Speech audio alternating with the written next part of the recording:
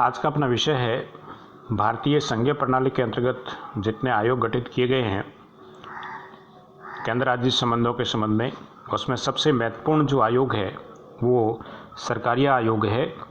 तो सरकारीय आयोग ने केंद्र राज्य संबंधों के पुनर्निर्धारण के संबंध में कौन कौन सी प्रमुख सिफारिशें दी, यह आयोग क्या था और इस आयोग द्वारा जो प्रतिवेदन दिया गया उसकी विषय वस्तु क्या है, आज का आलोच्य विषय यह है।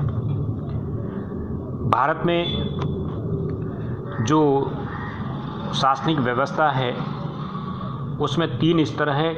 एक केंद्रीय स्तर जिसको संघ सरकार कहा जाता है, राज्य स्तर जिसको राज्य सरकार कहा जाता है और एक स्थानीय स्तर जहां पंचायत सिस्टम को कह सकते हैं। तो हमारी जो राजनीतिक व्यवस्था है उसमें 2 बड़े स्तर है, केंद्र और राज्य।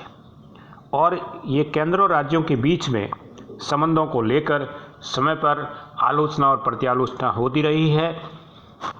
इसलिए केंद्र और राज्य संबंधों के पुनर्निर्धारण के लिए विचार करने के लिए जिस आयोग का गठन जून 1983 में जस्टिस सरकारिया आयोग की अध्यक्षता में किया गया, यह 3 सदस्यीय आयोग था और इसे सरकारिया आयोग के नाम से जाना गया और इसने 1988 में अपनी रिपोर्ट पेश की और इसने कुल 247 सिफारिशें पेश की। ये उल्लेखनीय है कि स्वतंत्रता प्राप्ति के बाद 1967 अर्थात 1967 तक केंद्र के हाथों में शक्तियों का केंद्रीकरण होता रहा, क्योंकि एक ही दल का प्रभुत्व रहा और केंद्र और राज्यों के बीच में ज़्यादा विवाद एक दलीय सरकारें होने के कारण प्राय नहीं रहे। और जब एक ही दल केंद्र में एक ही दल की सरकार थी, उसी दल का मुख्यमंत्री राज्यों में हुआ करता था और मुख्यमंत्रियों में भी इतना साहस नहीं था कि वो केंद्र के किसी कदम को चुनौती दे सकें। परंतु 1967 में अनेक राज्यों में गैर कांग्रेसी सरकार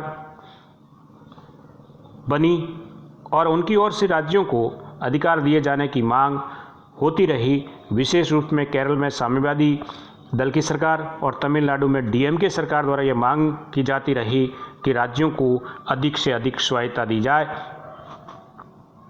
और राज्यों की स्वायत्तता को लेकर तमिलनाडु सरकार ने डॉक्टर पीवी राजमन्नार की अध्यक्षता में एक समिति नियुक्त की थी, जिसने केंद्र और राज्य संबंधों को नए सिरे से जांच की जाए। इस समिति ने अपने रिपोर्ट में सिफारिश की थी कि केंद्र को ये अधिकार नहीं दिया जाना चाहिए कि वह राज्यों की सीमाओं अथवा उसके क्षेत्रफल में फेरबदल कर दे। दूसरी सिफारिश थी कि राज्य विधानमंडल द्वारा पारित विधेयकों पर राष्ट्रपति की स्वीकृति की संवैधानिक व्यवस्था समाप्त कर दी जाए। और तीसरी इसकी प्रमुख सिफारिश थी कि अंतर्राज्यीय नदियों के जल के बंटवारे के संबंधित विवादों के निर्णय का अधिकार सर्वोच्च न्यायालय को दिया जाए, परंतु केंद्र ने इन सिफारिशों को स्वीकार नहीं किया। कुछ महत्वपूर्ण साधन और तरीके जिनके द्वारा केंद्र ने राज्यों की शक्तियों को अपनी झोली में डाल दिया वे इस प्रकार है।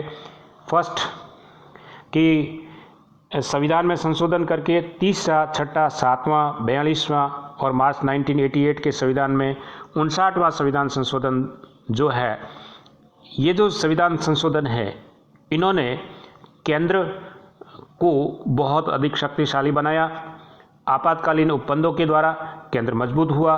राज्यों में राष्ट्रपति शासन की घोषणाओं के द्वारा, गवर्नर के पद के द्वारा यानी अनुच्छेद 356 के द्वारा, राज्यों के द्वारा पारित विधेयकों को राष्ट्रपति की स्वीकृति के लिए सुरक्षित करने की व्यवस्था के द्वारा, अखिल भारतीय सेवाओं के अधिकारियों पर नियंत्रण के द्वारा, न्यायाधीशों की इच्छानुसार नियुक्ति और उसके तबादलों के द्वारा, राज्यों के आर्थिक क्षेत्र में केंद्र पर निर्भरता के द्वारा, केंद्रीकृत चुनाव मशीनरी के द्वारा, जनसंपर्क जैसे रेडियो, टेलीविज़न आदि के साधनों के द्वारा जो है केंद्र ने राज्यों पर अपना नियंत्रण स्थापित करने का प्रयास किया।